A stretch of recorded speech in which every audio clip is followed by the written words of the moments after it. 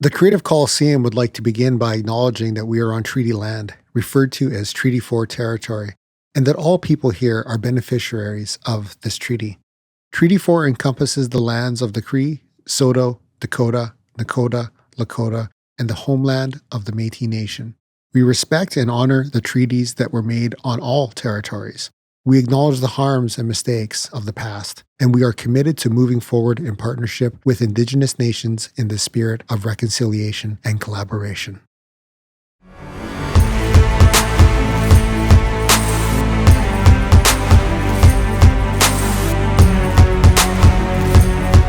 Hello and welcome to the Creative Coliseum. My name is David Roman. And I'm Allysia. You're Allysia. And Allysia Bring out the cheerleader squad. Yes, you're still in the what do I call this? The cool apartment. The very tiny but cool, totally functional, bare bones apartment, which I won't be in for much longer. So my travels are coming to an end, and then I will be eager to share more information about what I've been up to when I come back. Maybe in some of the next episodes. So we can have keep you in the loop. We can have an Allysia debrief on your time. A debrief, abroad. Debrief. Yeah. We'll drill. Yeah, that'll be good. That'll be good. Yeah. So today. All right, so. Yeah, I was gonna say today we're talking about mental health today, but before we do that, I just want to throw in the quick little ad here, and then we'll be right back here. Hi, I'm David Roman from Roman Music YQR. Are you looking for affordable music production services without sacrificing sonic quality? Maybe you're a filmmaker who's looking to heighten the emotional resonance of your film with original music. I can do both of those things for you. I specialize in recording, mixing, mastering, and music composition. I've been at it for over 20 years in various genres like metal, rock, hip-hop, ambient, electronic, and dance music. I'm pretty confident that I can take your project to the next level, and honestly, I just love collaborating with new people. You can email me at romanmusic.yqr@gmail.com, or if you want to see more of my past work, you can look at soundcloud.com/romanmusicyqr. I'm looking forward to hearing from you, and I'm looking forward to collaborating. Roman Music YQR, moody music for the masses. All right, we're back, and we're talking, like I said before the break, we're talking about mental health today. The title of our episode, The Art of Coping, Navigating Mental Health Through Creativity. It's an epic title. I really like it. Tell us more, Allysia.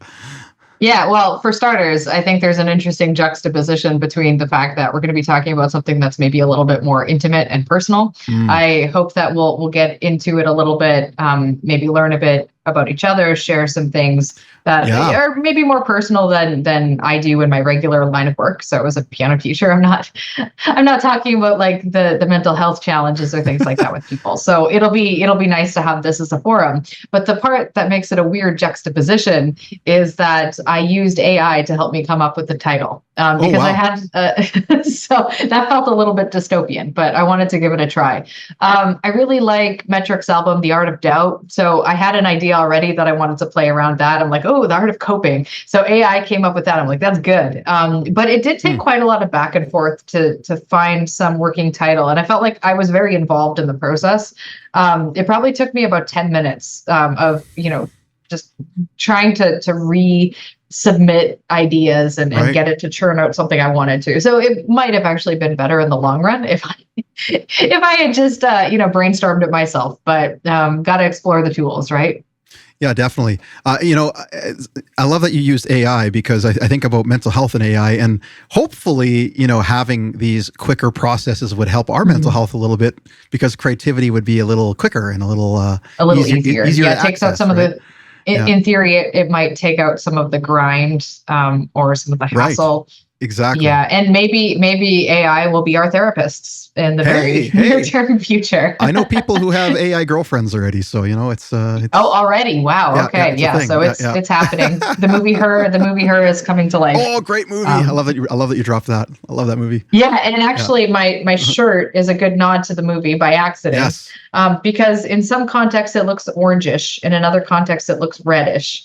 And that was the whole color scheme of the movie. Not to get into it, but there was a really prominent use of this like orangish red color. And I've had arguments with people about, is it orange or is it red? Is it red? It matters to the emotional impact. It does. It does. Yeah. But I digress. Today's episode will be much more focused than this intro has been. What we're going to talk about is basically what the title says, what the very detailed AI generated title says. We're going to be talking about how mental health and art often go together. They're often linked in ways. Some things like why do creative people tend to be more likely to have mental health issues, for example, and what is our mental health journey with art? How has that been? How has our issues with mental health shaped our art and vice versa? So I guess the way I wanted to start this is I can probably anticipate at least somewhere, but just to get the ground beneath our feet here. Mm-hmm. Did you, Dave, become an artist because you wanted to cope in some way? You wanted to deal with your mental health issues, or did you become an artist earlier than that? Did the art come first, or did the mental health issues come first? Yeah, that's a fascinating question. I don't know that many artists go directly, hey, I have mental health issues, I need to create art now. I don't know if many of us do that. I think, at least for me anyway, I feel like obviously I was experiencing a lot as a teenager, and actually I was talking about this last night with a friend, some traumas from my youth, and I think art just became a natural vessel for those feelings. It was like, hey, I don't know how to cope with this stuff. When you're younger, sometimes you don't really think about I'm going to communicate with somebody and sit down with a therapist, or I'm going to sit down with somebody and go through my feelings and my emotions. And, like we don't necessarily do that formally. Maybe we're getting better at that now. I know where I grew up, it seemed to be less prominent. So I think you just start gravitating towards this art and start realizing how it relates to your own situation, right? And at least that's what it was like for me. And then it eventually translates into a desire to create something, to express something as well. I think of hearing, a Nine Inch Nails song when I was really young and really relating to some of the despair in it, right? And then going, oh man, like I really love this style. But then when I started making music, that's what I wanted to pour into it too, right? Like I wanted to pour despair into it, pour my traumas into it. And it's just this natural marriage, and it becomes therapeutic accidentally almost, right? Like it's not like I didn't set out to create art to improve my mental health. It's right. Yeah, it just became that. Yeah, and I think very similarly, I was into creating music well before I had any experiences of internal suffering, let's say. Mm-hmm. But by the time that part had come along, music existed there as a tool that I could use to try to deal with whatever pain I was undergoing. And oftentimes, like at least on my part, I dealt with it really poorly sometimes with music. I tried imperfectly to use music as a tool to help me when maybe it wasn't necessarily the I don't want to look back on it and say I shouldn't have done that, but right. We'll get into that a little bit later. Maybe less healthy ways of yes. Of the marriage of art and mental health, because it can be really positive, but it's also got a dark side, I think, too. 100%. So I just want to hear more about that. So you're talking about using creativity as a tool to cope with your despair, or so you're listening to Nine Inch Nails and you're really resonating with that intensity and maybe that anger, that despondency. I'm basically just using a bunch of other words connected to despair. But I'd like to hear more about how you've used music and art in general to cope. Yeah. I think if I think of more recent examples, actually, it becomes more relevant. I feel like I was really stumbling a lot back then through my creativity when I was younger. And I like what you said about it becoming a negative thing. There's a darker side to this, because I think I experienced that a lot as a youth, and I think most of us do, because we're reckless and not most of us, but a lot of artists anyway are quite reckless in their youth. So I think about more recently. A perfect example of this is I created a song. I have a project called Tragic Bronson, right? And Tragic Bronson is sad boy rap. It's it's kind of rap. It's kind of hip hop. It's a little bit more moody, melodic kind of stuff. And I created that out of a desire to, I guess, heal from some of the relationship things I was going through. I always wanted to create a project like that, but it really came from that. Like, that's the source of it. Was I had this really intense relationship I was struggling with, and I wanted to write about it.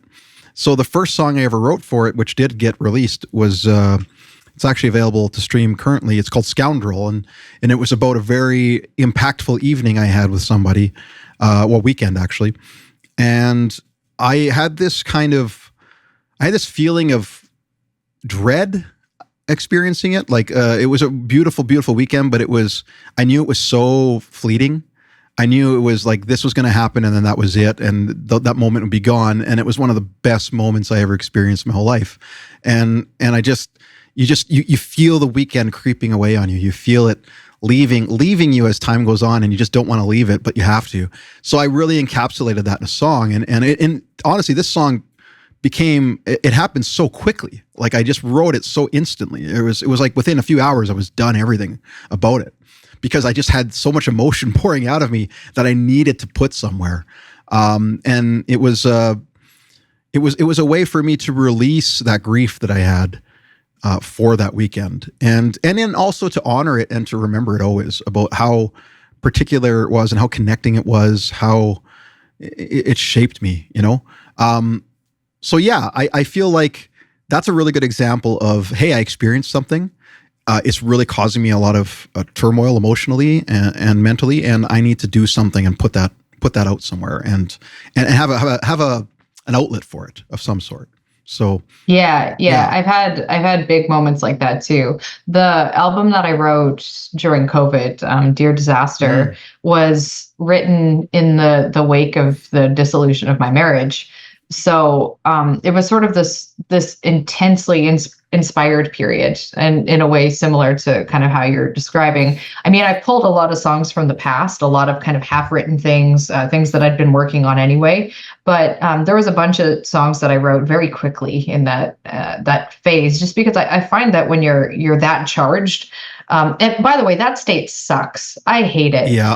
It's not just like the pain of the ending of a marriage that sucks too, but just the intense emotionality. Yes. You're walking around like this open wound all the time. Everything feels really poignant, but also really raw. So it's this like simultaneous. I don't know. I look at a tree leaf and I start crying, kind of feeling like it's too much, right? It's so intense. But that's the kind of feeling that I think fuels a whole bunch of inspiration for ideas and for writing. I think staying in that state would feel really unhealthy. But yeah, it's too intense to stay in for long term, right? Like and it's almost like I feel like the creation of the art has to happen so you can get out of it. In some ways, like yeah, exactly. Just get it out of the system. Yeah, it's your transition away from it, right? So. Yeah, but I've also had periods where, in theory, I should be writing a lot of music or doing a lot of writing just because something intense is happening. But oftentimes I found, I can't remember if it was Tegan or if it was Sarah who said this, but I really related to it. It was one of them. They said something about how when they're feeling depressed, they just don't do anything. They don't write at all. They're not writing in the thick of depression. And I've been in that too, where I can... So for example, when I was much younger, I had a pregnancy that I carried to term, but I lost. And that was, the definition of a painful experience, right? And in the 3 months that followed that, it was really just a fog of, I don't even know what I did aside from watch The Office, honestly. Oh, geez. Right. But it was not a creative time. It was the creative time came after that. So I think sometimes if you're in the stew, you really can't get out of it enough to get the perspective that you need to be creative about it. Yeah, I agree. Yeah. And man, there's so many examples of that in history of like famous artists who are in that situation. Like I always think of Trent Reznor's his Fragile album, and how much of a slump he was in before releasing that. It took him forever to follow up the downward spiral like it did. And hard album to follow up. It's a hard album to follow. And I think that's actually part of it too, the pressure of that. But there was a lot of things that happened to him artistically, and he just was in this huge funk before getting to the Fragile. I would argue that what he created from that is probably my favorite album of all time. Honestly, I think that pain created that. Yeah. I guess just to sort of carry where we were before, major life transitions, I think, are there's something about creating art in a major life transition. So after I'd experienced my loss in like the next 3 months or so, I joined the Criminal Kid because I felt this sense like I should do something that is creative. I just had this, you're like, I think it'll be good for me to have this feeling like I need to get out of the house. I need to, so that was really, creativity was really helpful for me in kind of easing the pain of that transition. Also, again, divorce, but our first album with the Criminal Kid was, I also think that was born of a transition of a different kind, which was more of a coming of age transition. We wrote it and recorded and released it when some of us were around the age of like 25, which feels, it's kind of, it's your brain's done developing or whatever they say, but that feels like the age where you're starting to transition from global college, people do that whole thing, to being a real adult going in the world. You're not a kid anymore. So I feel like music and creativity has been with me in my really significant transitions. Yeah, man, that's such a good way of looking at it, like with life transitions and then the art we're doing through those life transitions. I've always found, I'm probably the most potent artistically during those transitions in terms of, now, like you say, you started a new band, you were in Criminal Kid. The same thing happens for me where it's like, now this new project is happening, right? Like I mentioned the Tragic Bronson, and it's like, that was the advancement of me working on that project had to do with a transition, a relationship transition.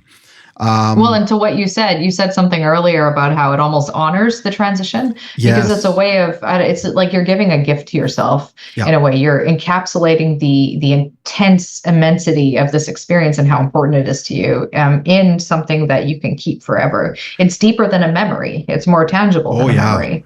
Yeah, it's way better than a memory. It's screw memories. Screw memories. We don't need that. Screw photo albums, and I don't post stuff on Facebook. No, I can think of some other bands, and I hate to be the cliche person here, but I know a lot of the stuff I wrote when I was younger was relationship transition, right? Like I think with Linger's first album, when I was initially writing stuff for the first album, it was a breakup. It was like somebody that I had really had a lot of feelings for as a very young age. It was like the first real girlfriend that I felt camaraderie with. I felt seen, all those things. And it was very intense, and it ended very quickly. And that like spiraled me into a pretty dark place. And out of that transition came an entire band. It came Linger, came my band Linger. And I had this I had a song, this is terrible, but I had a song called Mending Heather back then. Like I wasn't Shout subtle. out. I wasn't subtle about it at all, right? I mean, like it's there. So, and yeah, like I used that transition, that relationship transition to like create the entire concept of everything. Like the 3 lines that I had this song called 3 Lines, and this whole concept of this mask. I remember 3 lines, yeah. Right? The mask in the 3 lines was her face makeup. That's what it was. It was like she used to dress like that. She was a goth, right? And she had these 3 lines down her face. So I wasn't very subtle. I was very much. I had no idea that's what 3 lines meant. Yeah. All the time. And I pushed that further into a conceptual thing of this mythical creature called Lamia. So I actually referenced Lamia on the album a lot. And then the album morphed into more of a mythological thing where I talked about different religions in it and used them to get to the root of truth. That was the idea, and but it was still that experience, that fundamental experience with this transition of relationship that fueled my search for some meaning, right? I think what I looked at back then is my relationship with her created a situation that forced me to really look at a lot of things around me that I was unhappy about, whether it was like social structures, just status quo around me, and being very upset about it, and being very wanting to do something about it, and trying to figure out what my place in all of that was. So it wasn't just a relationship transition. It was also kind of a philosophical transition because of her. So I can say at the very least, I wasn't super cliche that way. Like it was, there was more to it than just, oh, she broke my heart. It was like, I can't see the world the same anymore. I see. Yeah, it's all about, especially at that age, a lot of coming to terms with yourself can be supported by art, right? Only the descent into the hell of self-knowledge can pave the way into godliness, right? So there's something Great. there's something about being a teenager and trying to find your way, trying to figure out who you are. When I was that age, I was obsessed with trying to figure out who I was, because I had no idea at that point who if I was good, if I was bad. Am I like the good guy of the story? Am I the bad guy of the story? Am I this? Am I that? What's my identity? And all these years later, past the age of 18, with the wisdom of age, my 20-year-old from now self will be, shaking her head at this version of me now for saying this. But the wisdom of age that I feel like is the idea of self is so limiting. Whereas I was really obsessed with it when I was younger, when I was 18, trying to make music as a way to help traverse the confusion of what my identity is, trying to find an identity and as if it's this sturdy structure that we can just have forever. And the older I get, the more I realize that the idea of self is really just an illusion anyway.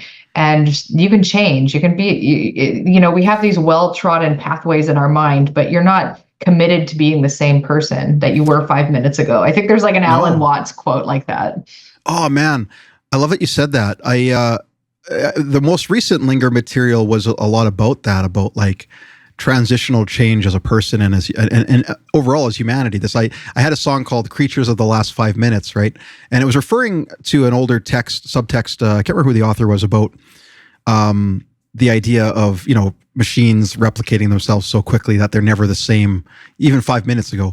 But I was actually trying to say that, like, trying to relate that to humanity as well, and our growth and our change, and so I really appreciate you said that, because it's, I think you just look at an artist's catalog, you look at even the things we're interested in as an artist evolving over time and changing over time, and everything that we're doing is just one point in time, and you're going to watch that growth. Like if I look back at, again, I'm talking about Linger this is 20 years ago, right? Like this was a long time ago. I was a very different person back then.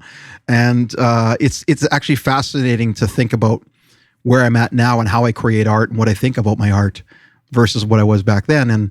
And yeah, there's always a cringe factor to looking back at that stuff, but also there's something very beautiful about that progression. And I think when you talk about mental health, there's something very hopeful about that, because clearly I got through all that. And I'm on the other side of that, and I'm a different person. And it's almost like the way I'm dealing with those kinds of things now is reflected in how different my art is. I feel like the art that I create now is, I don't want to say mature as much as maybe more intentionally therapeutic. I know what I'm grasping for now, and I know what it's going to do, and that almost makes it more powerful, because I feel like I'm experienced in a way that allows me to draw from the well a lot more effortlessly, and in a way that I can relate to people a lot easier, I think, if that makes sense. Isn't the age demographic of suicides really skewed young?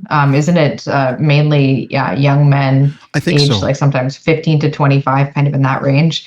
And I feel that there's kind of to what you're saying, as the beautiful part about this journey is being able to get the perspective to realize that nothing is forever, including the pain. But when you're that young, it's really hard to see past that. And I'm sure we both been in that feeling, right? This feeling of things will never be better. Life sucks. It'll always suck.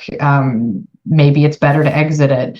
It's a really difficult time period. If anyone is listening to this who's in that age demographic, just you really can't predict what's going to come next. Well, and we should say too, actually, I'm glad you brought that up. We should say too, if you are listening to this and you do need help, we'll include some information in the show notes too for maybe some numbers you can reach out to. 'Cause this is going to be it's already been a pretty intense episode, and it's going to continue to be an intense episode.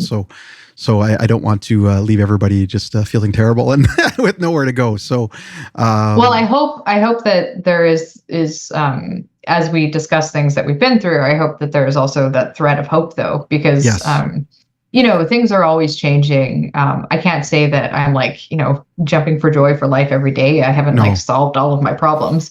But in terms of, do I have the same perspective on life that I did 20 years ago? Like very, very much no, right? No. I'll share this. This is always a helpful thing that gets me through. I have a very not philosopher cousin, shout out to Connor, who one time we were talking and I love this philosophy. He's basically saying, yeah, this has been a really hard month for XYZ reasons, a lot of challenges. But when I was thinking about it, I was like, you know what? I was due for a hard month because the last couple months were pretty good. So this one, in the kind of grand balance of life, you're going to have good days and bad days, hard months and easier months. And, when you're approaching that bad month, or when you're in that bad month or months, sometimes we go through these longer periods. It's, I guess it was a perspective. It's like, yeah, this is probably going to happen. I can't avoid the bad months. Yeah, 100%. Yeah, you can't.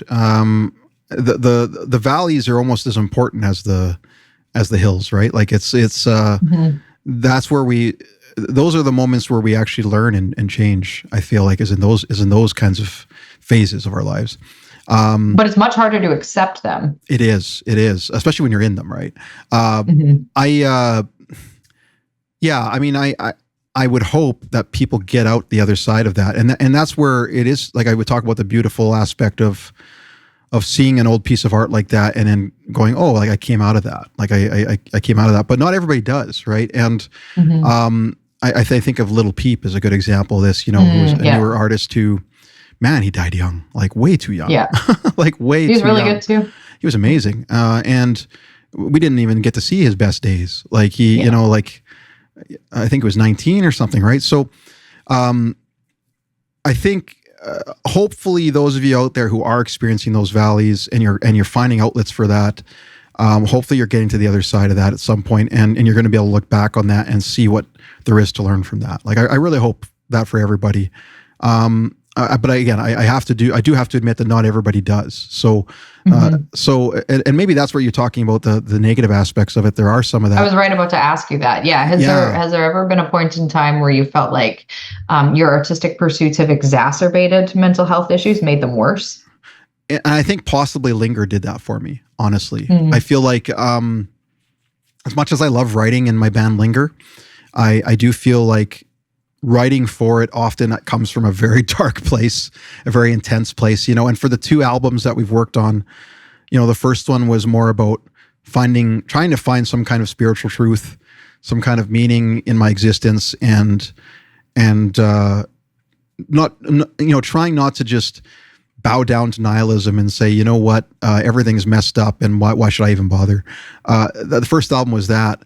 The second album then became even more intense because I think it was from an adult perspective where I had experienced now more intense mental health, more intense challenges. And I was starting to question philosophically the nature of humanity and whether or not we even can improve as a species, whether or not we even can survive, like whether or not we're even programmed to do that.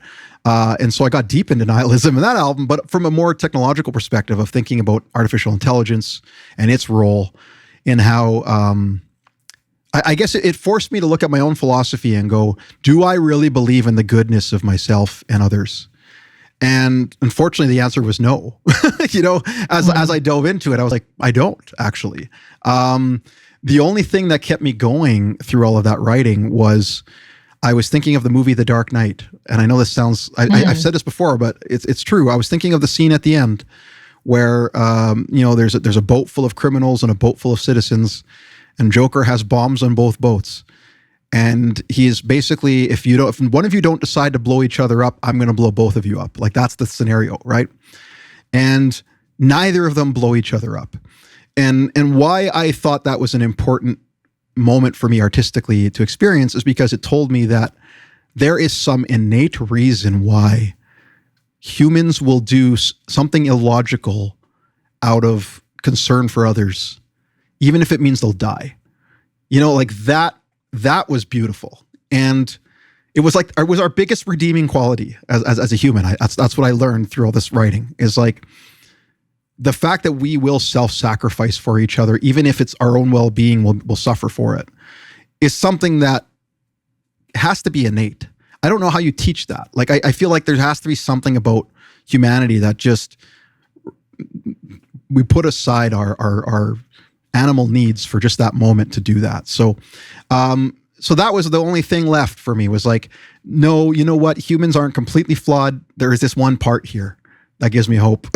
And I've held on to that for a lot of years now, because it's like the last thing I have left to like go, hey, look, humans are okay.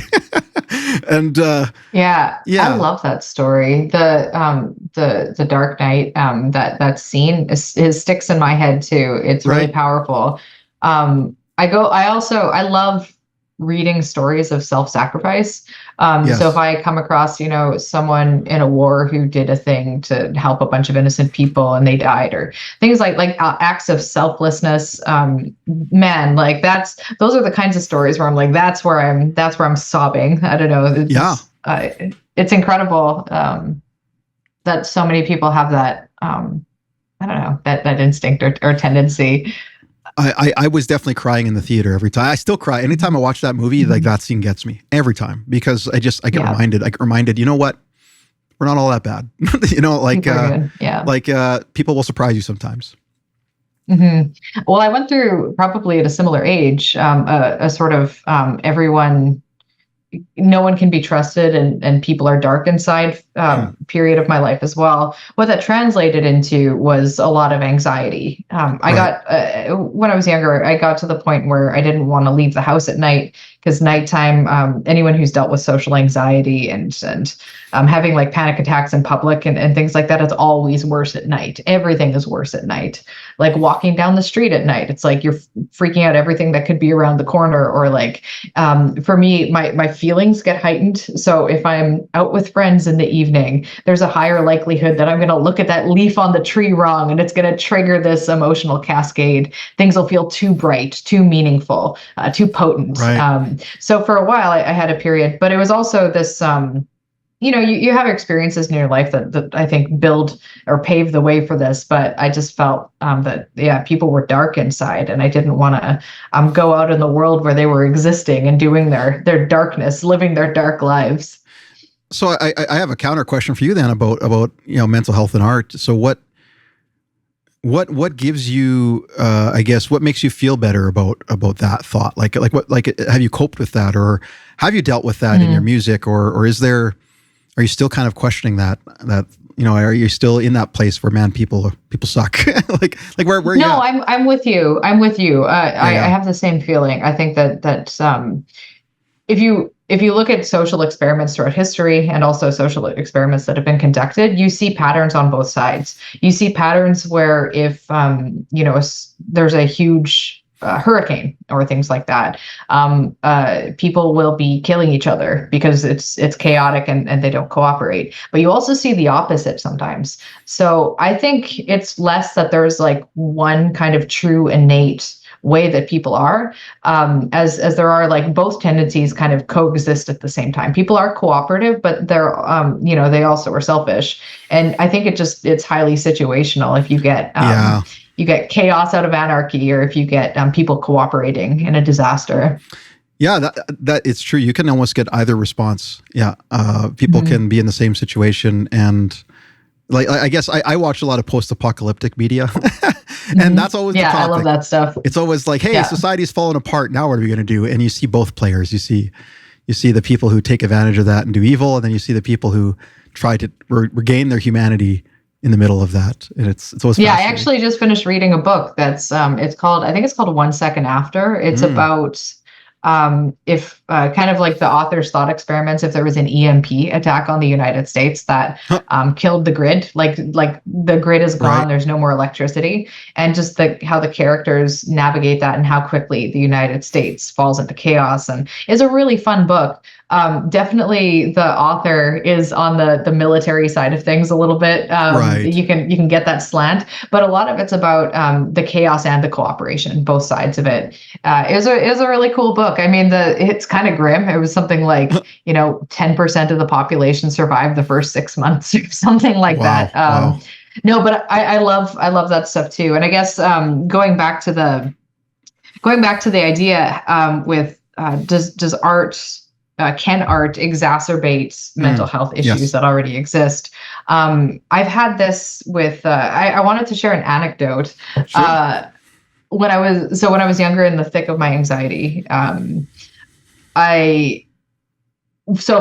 don't smoke weed, even though it's legal in Canada. I just don't do it anymore. It always seems to trigger anxious thought patterns. I'm there now back too. then back then I did. And it was like a normal part of my life. It wasn't really something that caused these issues. But I remember it was an evening. I sat down and I started playing the piano. I started, let's just write a song or something. I started playing this melody. And of course, grain of salt is that like when you're stoned, things get out of proportion really quickly. Yes. So this isn't just an art problem.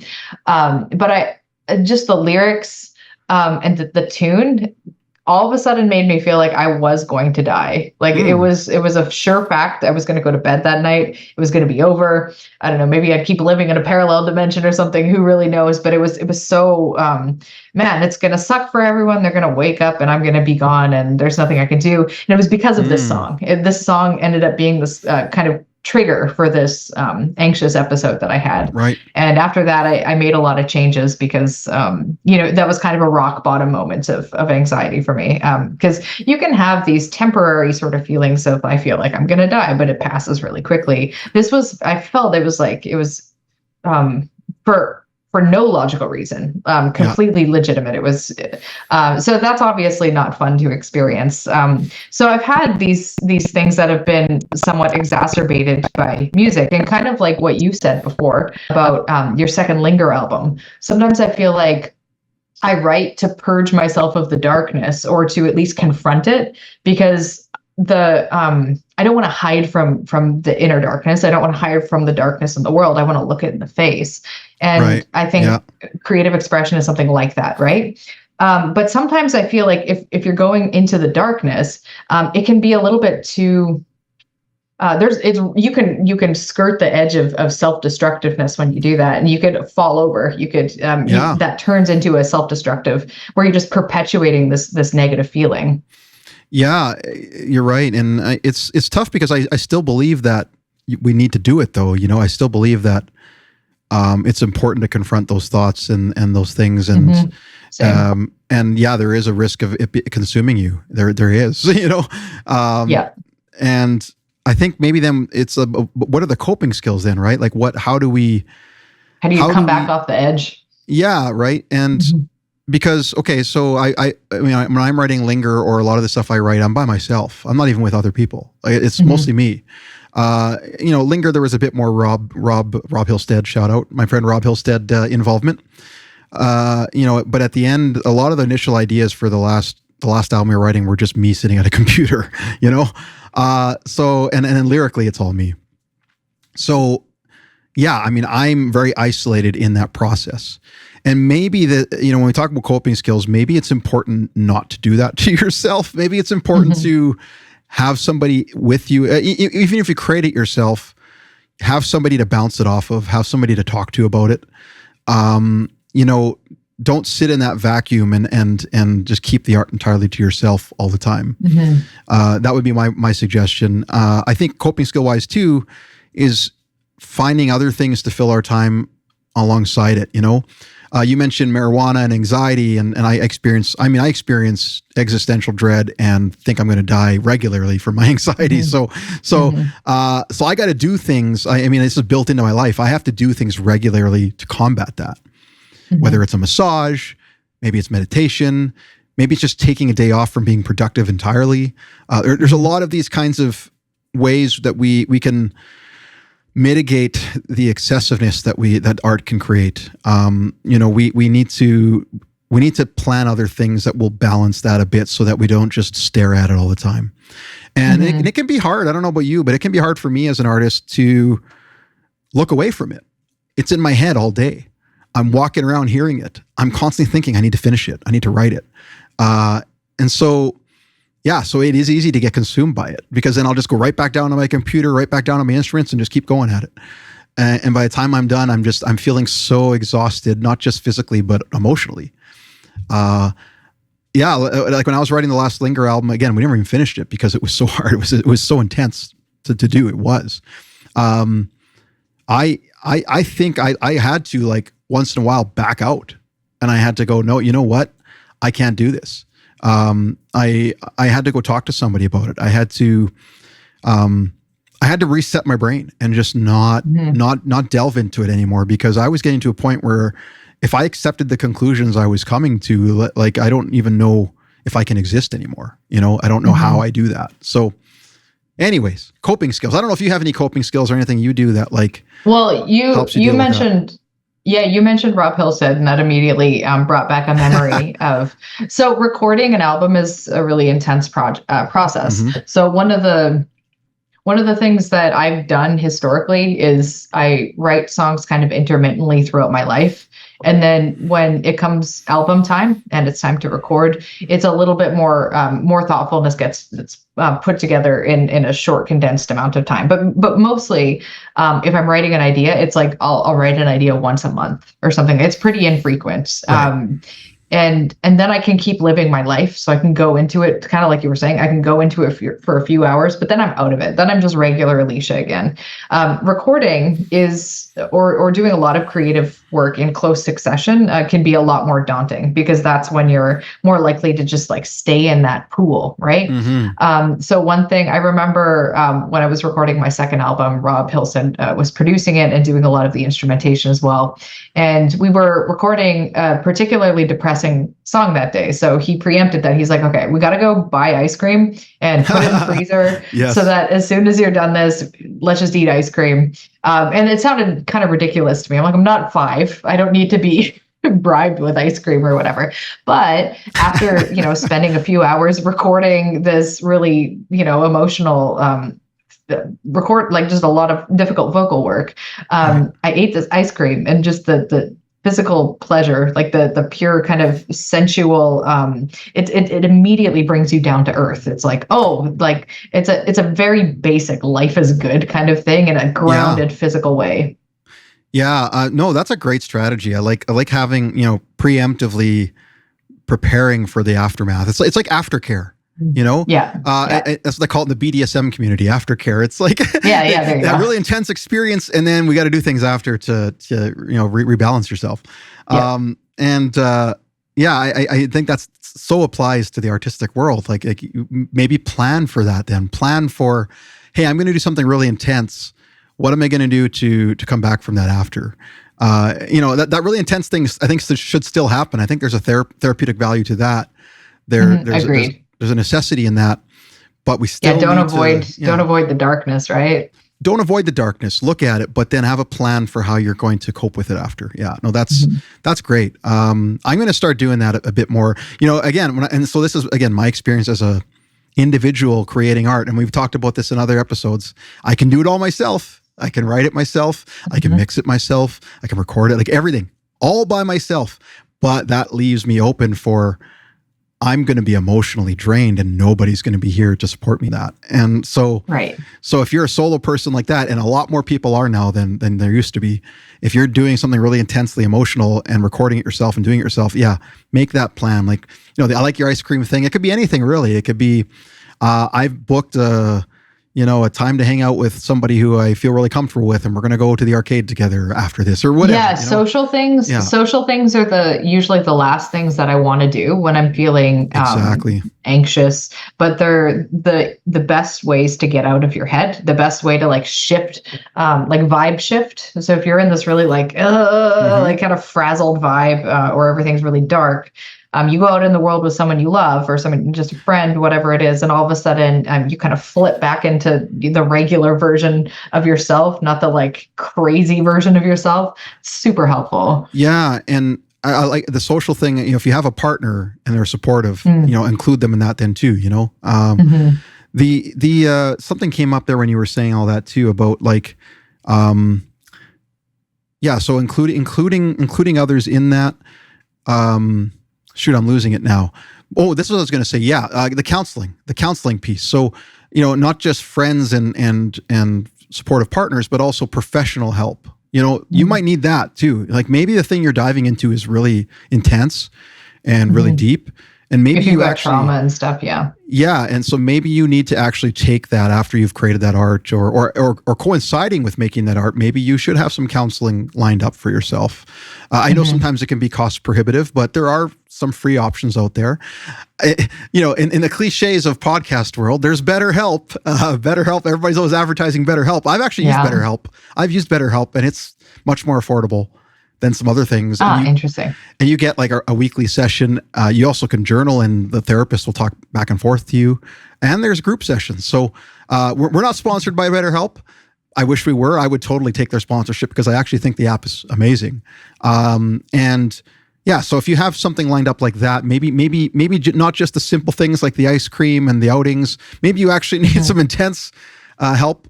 Please do access that if things are coming up in your art that are really hard to manage. Well, I think also a lot of it is it'll only feel safe to go into the darkness if you've built yourself a life that feels really safe. Typically, not obviously just physically safe, though that's a part of it. But is it psychologically safe? Do you feel like routines, for example? So routines are really important for me. If I want to feel like healthy and positive, keep my like sunny disposition rolling along, I need to ideally wake up early. I'm not really a morning person, but I always am happier when I'm waking up earlier, and I need a minimum of 8 hours of sleep. You're talking about insomnia, like one of the biggest triggers for flare-ups of mental health issues is if you're not getting good sleep. So if I can even just take care of that, if I can sleep really well, have that kind of, that's a safety, right? Having that habit of tending to my sleep, prioritizing that makes it just a little bit more doable because if my life is chaotic, if I'm not eating healthy, or if I'm not hanging out with friends, or if I'm not doing these other healthy behaviors, and I've not built my life to support that kind of thing, then going into the darkness is just going to be pure recklessness. Yeah, actually, that's really it reminds me of when I was a teenager, and what was I doing while I was creating? Right, I was getting high. I was same. In really bad relationship patterns. I was, just doing everything wrong. Like when it came down to it, like everything's so negative. And there's like a dark and a light side to doing drugs too. Like, you can go on a nice spiritual trip with mushrooms, or you can, take some cocaine and there's a lot of black and white, or not black and white, just light and dark, maybe is better looking at it with these kinds of things, right? And so, that reminds me, sorry, I'm just really briefly interrupting, but I was listening to a comedian like a couple days ago, and he said something along the lines of how he's tried like every drug under the sun, except for mushrooms and acid, because those scare him. And I was like, what? Those are the scary ones. You like take whatever random pill and that doesn't scare you. But okay, those ones do. Anyways, the organic ones scare. No, that's great. So I guess, like it's like you said, like, the diet, the sleep, it's like, it's a holistic thing when we talk about taking care of ourselves, and it's almost like art has to complement that holistic health, holistic self-care. Let's put it that way. If you're just going to create art in a vacuum, or using lots of different substances and all this stuff in a very dark way, chances are it's going to consume you. You're not going to be okay. And yes, some of the best art I've ever experienced was created like that. That's fine. I can admit that. but I would love for Little Peep to be alive. Like I think about it that way. It's like I would take you being alive over having heard your last couple albums. Like it's not that important. Kurt Cobain is another classic example. Mm-hmm. There's a lot There's of a lot in the 27 Club. There's tons, right? So, a really good juxtaposition I like to bring up with this is you look at like the careers of Trent Reznor and Marilyn Manson. Okay, this is a really good thing to look at, and they both were kind of getting popular around the same time. They worked together. Trent Reznor helped Marilyn Manson with some of his albums. They both dealt with very similar subject matter at times, came from very similar perspectives. And, artistically, I respected them quite a bit when they were young. A lot of this stuff, like the Downward Spiral is a 9 Inch Nails album that, obviously has impacted so many people. Conversely, Antichrist Superstar as a Marilyn Manson album impacted tons of people. Very, very poignant albums with a lot of social commentary and a lot of self-destruction in them. The Downward Spiral is literally about suicide. There's more to it than that, but then you look at both of those artists and their trajectory, and one now is an award-winning composer with a family and a really bright spot. He's more prolific than he's ever been. He's sober now.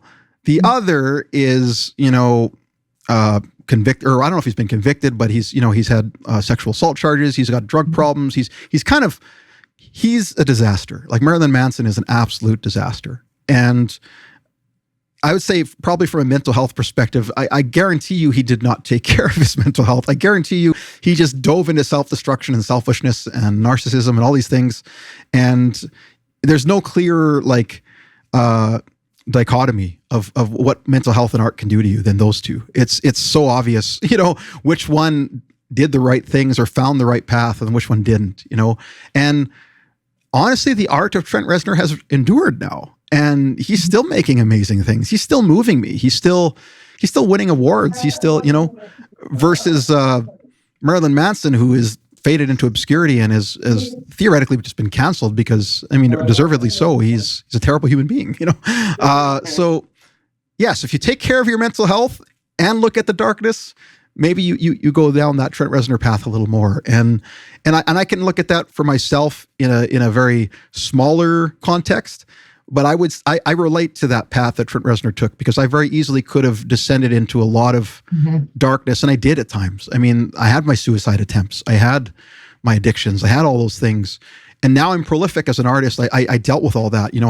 I made it a priority. I went to 12-step groups. I found support. I did all these different things, and now my art is actually better for it. I feel like I've done way more stuff post my addictions than I did before that. So, and better stuff, honestly. Yeah. Yeah, I wonder what Trent Reznor did. I'd be really curious about that. I know around the time that the album With Teeth came out was around the time he got sober, and he also got really fit. Because I don't know because I remember watching him in that tour. I'm like, man, this guy's got piped now, and he used to be this scrawny kid, right? Yeah, he got swole. So yeah. He got swole. Exactly. Yeah. I don't know what he's like now, but it seems to me that was kind of a clear shift. It's like, I'm going to prioritize my health and I'm going to prioritize sobriety, which both are extremely important, I think, in having that not self-destructing, right? Yeah. Like I was telling you earlier about the creation of The Fragile, during that period, he was experiencing some extreme addiction issues and grief and all kinds of things were feeding into that. And look at how long it took him to make that album. Look at how long it took him to finally put something out. Versus now, where you say he's sober, he's looking healthier, he's probably eating well, he's probably doing lots of really great things. Now it's he's putting out new scores it's every month. I'm like, oh, he's on this movie now too. Oh, he's on this TV show. He's on this thing. Oh, there's 9 Inch Nails coming out now. It's just nonstop. And he's just he looks happy. He looks like he's enjoying himself. He looks like he's like, hey, I can just be free musically. I'm not constrained anymore. It's wonderful. And that kind of prolific output would have been impossible. 100% impossible in his previous state, right? Yeah. Yeah. It's so that's interesting. So Trent Reznor, you're our roadmap. You're our light at the end of the tunnel. You're the evidence 100%. that someone can turn it around. Yeah, I agree. I'm sure there's several other examples, but that's the one that's most personal to me. Yeah. Well, so the last question I have for you is just something that I'm kind of curious about how you would think through this. But why do you think there's such a correlation between mental health issues and artists? Why do you think? Because I mean, if you think of all the accountants that you know, you're probably not thinking all of them have these. I don't know. Maybe they do. Maybe I don't know about accountants or something. But there's something about artists that seems to kind of go hand in hand with mental health issues. Do you have any thoughts why you think that's the case? Unscientific speculation. I like the accountant example because I think of accountants and mental health, and they're all extremely stressed and unhealthy because of their lifestyle.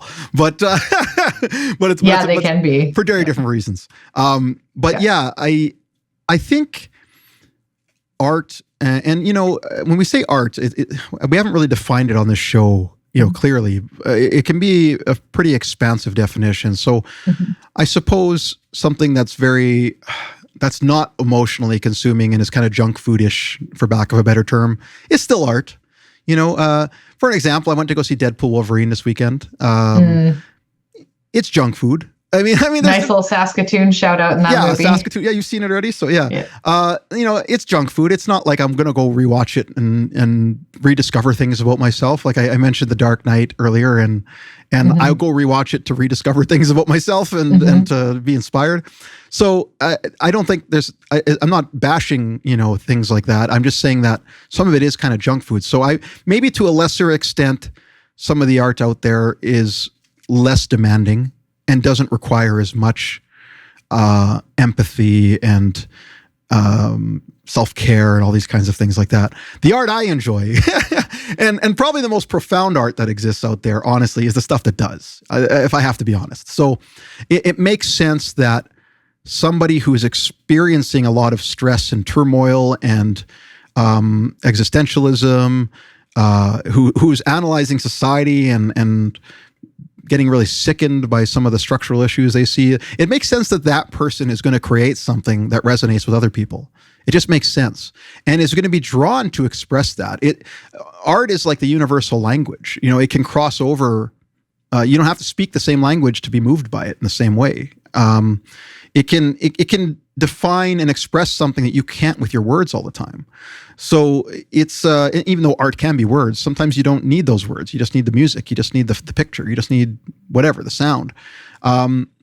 So yeah, it just makes sense that people who have that kind of not affliction. I don't know if an affliction is a good way, but who can see the world this way, who can navigate the world through it with empathy and emotion and see the psychology of it all these things, they're going to make art. They're going to make the best art. They are. They're going to make the stuff that hits you the most.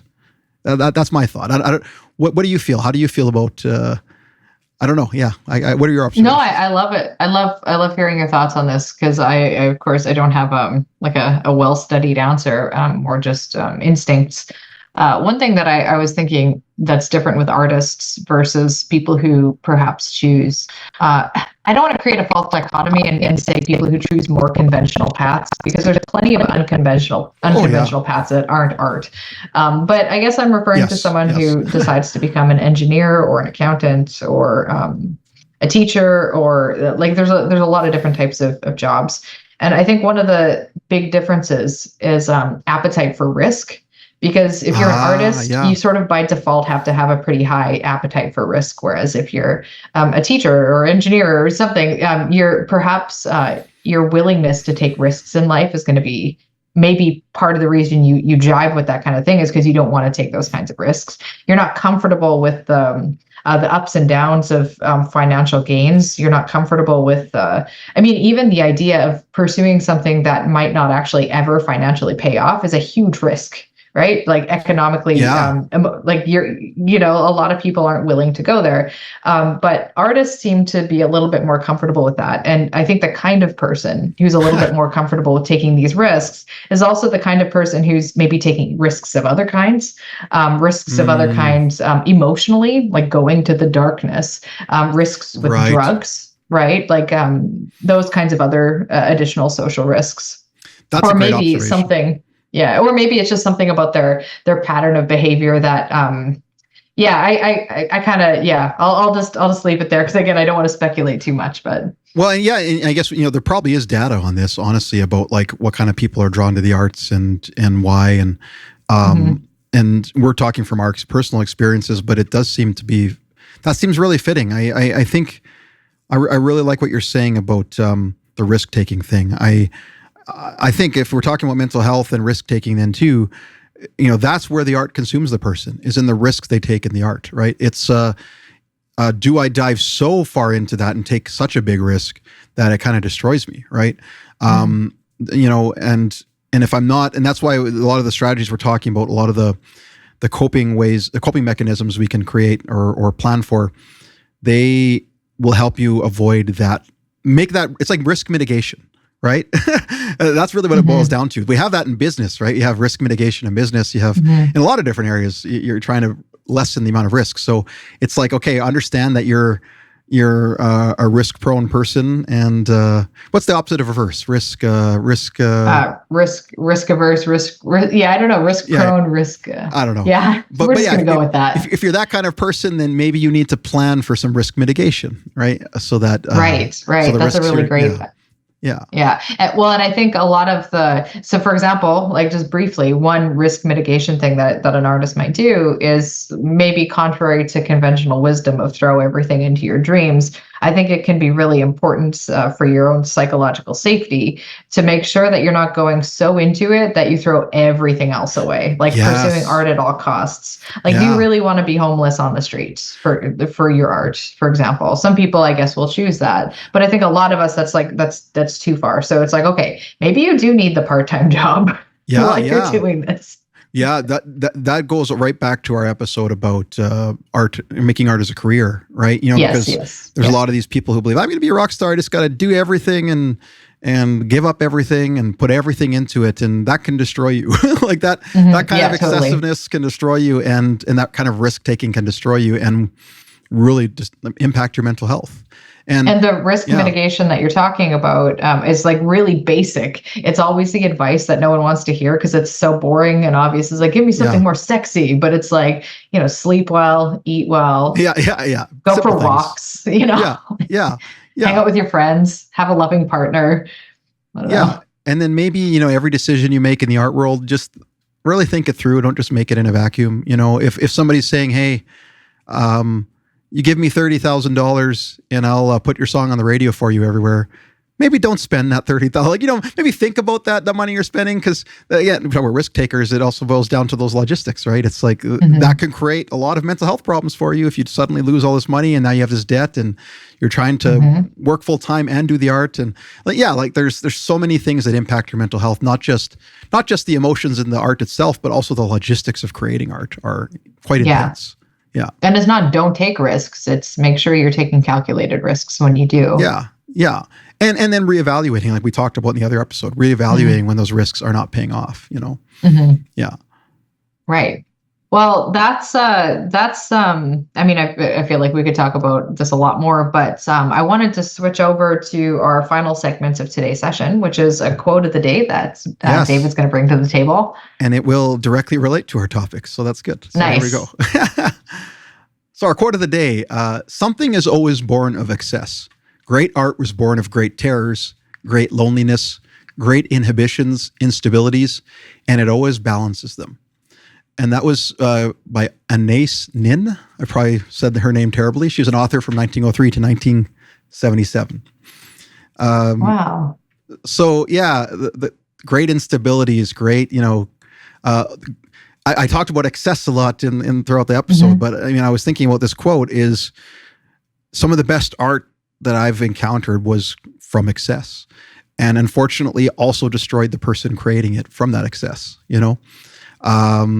or at the very least, scarred the person a lot, or created some things that they're still dealing with today. We talked about Trent Reznor early in the episode, and in his catalog, he has an album called Hesitation Marks later in his catalog.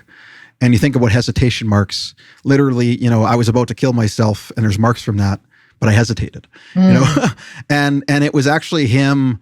The album itself was him reflecting on his album, The Downward Spiral, which was his suicide album. It was him later in life having gotten through it all and trying to see where am I now? How, what did this do to me? And the marks are there. I think that's the point. The marks are still there. Some of that excess that you have in art that you use to create it might scar you forever in some ways. And it's not to scare you from doing it. It's just to say, like, be wary of that. Take it seriously. Take it seriously. Yeah. This isn't just goofing around. I still. It can be. But not the kind of art we're talking about. Not the kind of art. Not the kind of art the quote's getting at, right? The quote's getting at great art born of excess. But maybe excess can also be excess happiness. Maybe it can be excess joy. There's art like that too, right? It's I guess I know you and I always gravitate towards these really depressing pieces of art. The dark stuff, yeah. Right. But there's also really joyful stuff out there. I'm sure there's like some opera out there that's really joyful and makes people feel really happy, and it was maybe created out of joy. I don't know. Maybe I'm wrong about that because opera is often tragedy. But I was going to say, I love that opera was the first example you came up with. Sonically, it sounds the nice. Most tragic. Sonically, no, it sounds nice. There are comic operas. They're the right? rom-coms of the 18th century. So maybe I guess. I love the part of the quote about how it balances. The art balances the excess. That's really beautiful. I don't know that I have a follow-up comment, but I really am going to think about that. But it kind of relates to what we're talking about, right? Like it's like you had to experience it. You had to create that piece to balance yourself out. We talked about that earlier in the episode where it's like, like you're compelled to just dive into that and you have to do it. Like it's like if you don't, you won't be balanced again, I'm also thinking about it in terms of consuming and creating, because if you're, I don't know, excess indicates to me consumption, like excess consumption. In that counts if it's an experience, right? If you're just devouring an experience, by putting something back out creatively, you're crystallizing it, but you're carbon neutral, not emotionally speaking. That's great. Carbon neutral art, guys. Emotion neutral art. There you go. Yeah. That's how I was imagining it. Anyhow, that's a really neat quote. I'll have to think about that. Yeah, it's great. How do we feel mentally now? Are we feeling? I always find these conversations leave me feeling better. I feel like sitting down with you and going through artistic philosophies and ideas, and I always leave not just inspired, but kind of relieved in some ways. Like I've had my dose. Mm-hmm. Yeah.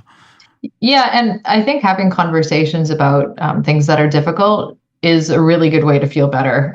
So again, with the reluctance sometimes to talk about these things with people, if you have friends or family members or partner, maybe there's a sense that like, I don't want to dump my problems on them. They're going to be put off by that. They don't want to hear about it. But having a conversation about the things that are bothering you or the things that you're struggling with is not complaining. It's not the same thing as complaining, right? Yes. And getting it out in the air, in the open air, the light of day is often a really good catalyst for, for confronting it and growing past it. Yeah, I agree. Yeah, getting it in the air. It's like you have to bring light onto the issue for it to evaporate or something. So it shrivels like a vampire in the sunlight. Yeah, something like that, right?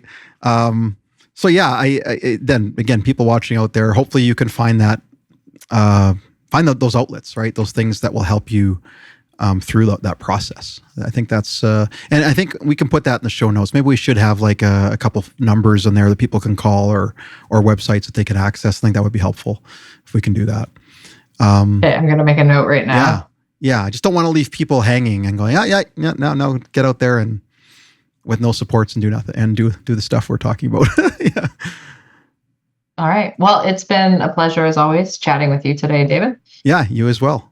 And you're going to be here next time. You're going to be... And next time we'll be in the same room again. You're not even going to recognize the room because I keep adding things to it. Yeah. A lot of talking about everything's always in flux. Dave's office is the example of that. I know all about excess and art. I know all about that. When it comes to technology, I'm all about excess. So I get it. Cool. Well, I can't wait to see it. I can't wait to be back in the studio and have these conversations in person. I can't wait to lighten your technological burden. Yes.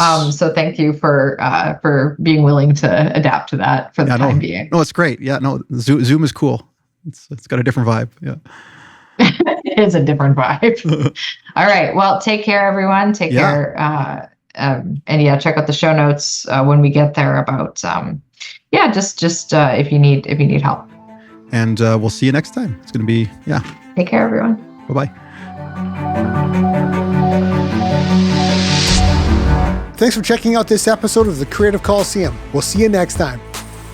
The Creative Coliseum is mixed and edited by David Roman. Executive producers are Allysia Van Betju and David Roman. Gear support provided by Roman Empire Studios. Theme music created by Roman Music YQR. Recorded live on location in Regina, Canada, Treaty 4 territory. Voiceover performed by Sundance Robson. Logo design provided by Danielle Austin. Special thanks, Kyle Parkinson, Laura Posada, and Rob Hillstead. The Creative Coliseum is a Nerd Party entertainment production in conjunction with Piano TV.